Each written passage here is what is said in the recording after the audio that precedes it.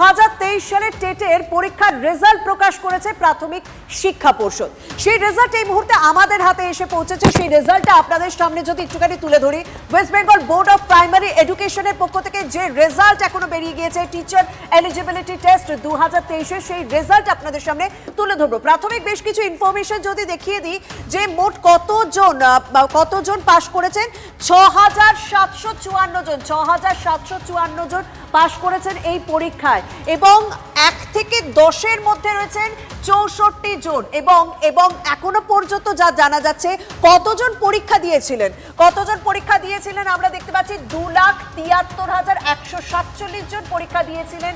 তার মধ্যে থেকে পাশ করেছেন মাত্র 6,754 জন। 1 থেকে 10-এর মধ্যে রয়েছেন 64 জন। এবার যদি আপনারা যারা রয়েছেন তাদের মধ্যে যদি কেউ টেট দিয়ে থাকেন, তারা কিন্তু এই ওয়েবসাইটের রেজাল্ট জানতে পারবেন। আমি একটুখানি লিস্ট, আর যেহেতু 1 থেকে 10-এর মধ্যে 64 জন রয়েছেন তাই আমি কয়েকজনের নাম উল্লেখ করব। প্রথম তালিকার প্রথমে যার নাম আছে তিনি হচ্ছেন ইনা সিংহ, ফিমেল ক্যান্ডিডেট, মেয়ে ক্যান্ডিডেট ইনা সিংহ, যিনি আবার পূর্ব বর্ধমানের বাসিন্দা। দ্বিতীয় নাম হচ্ছে কাজল কুটি, তিনি হচ্ছে মুর্শিদাবাদের বাসিন্দা। আমি একেবারে প্রথম দুজনের নাম বললাম, ইনা এবং কাজল। একেবারে শেষ দুজনের আমি নাম বলতে চাই, 63 এবং 64, সুপ্রীতি কর, যিনি পূর্ব মেদিনীপুরের বাসিন্দা, এবং সুস্মিতা হাজরা, তিনি হাওড়ার বাসিন্দা। অর্থাৎ 1 থেকে 10-এর মধ্যে